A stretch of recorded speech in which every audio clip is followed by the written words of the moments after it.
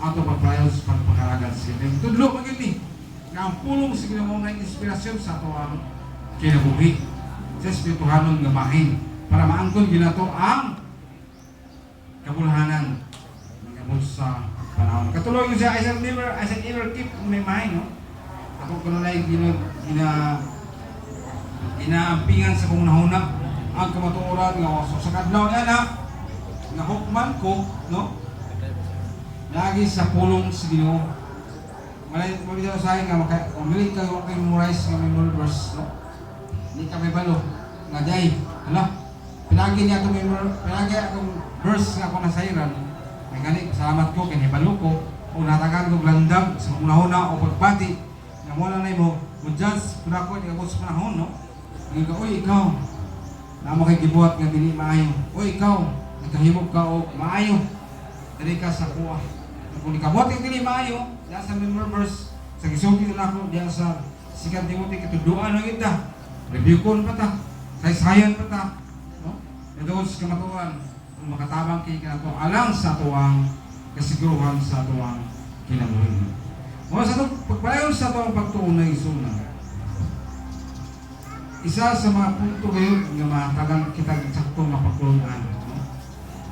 Kung tanahan natin Roma 12:16, no?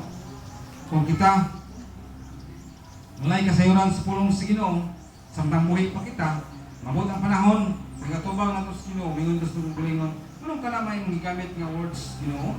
Wala mong hibalo na dito sa kalibutan pa kung wala mong kuha na ka-memorize, anong karoon naman kung magsultihan na, no?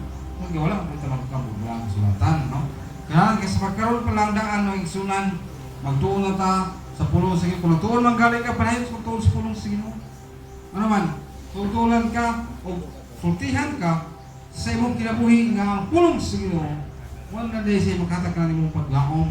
Makatag, dito ka hukman sa pulong sa Ginoo, ikaw nga nagsunod ka sa kabutong sa Ginoo, ikaw nga nagtuman sa kabutong sa Ginoo, dili ka sa akong kilid, apad na ako. Kaya nakita na ko sa imong kinabuhi nga mahimog ka o pangmaagi nga mas masayot ka sa kamatuoran. Ang mga Ginoo nga ikaw, dali, gulusan sa ako hukman ta ka. Samtang dito ka pa sa kalibutan, wamang ka mabasa sa pulong sa Ginoo. Wamang ka mag-ukab sa balang kasulatan. Nakita na ko sa imong kinabuhi nga wala ka magkinabuhi nga may subay sa kabutong sa Ginoo.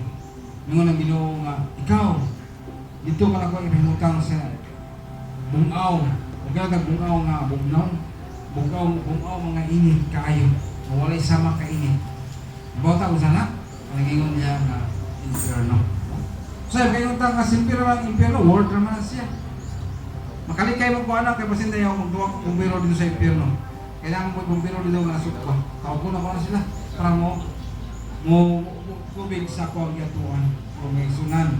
Kung tuan na mo dito napita, wala lagi makahimo pa nimo sa palong sa langanin mo kung ikaw samtang buhay ka pa karon, kung wala dugay pagsusi, kung wala dugay pagtuon, kung wala dugay pagbasa sa pulong sa Ginoo.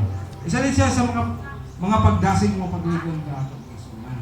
Ngunit kay sa atong kinabuhi karon, no? Kung isaad ka man sa una, kaya wala pa kay kagaling sulod sa wala sa templo sa Dios, no? Wala pa ka mayngon sa kulingon nga Ginoo, isaad na ko nga mangalagad di ko sa Ginoo. Nalagad din ko ni apan sa makita sa Dios, wala ni ka galing kamot, no? Imo man lagi kalimtan ang saad nga maningka mga lagad ka kanako nga tinudanay. Wala pa tayo dumi. Nya sa mga pagabot sa paghukom. Mingon nga dito sa talang pero dito sa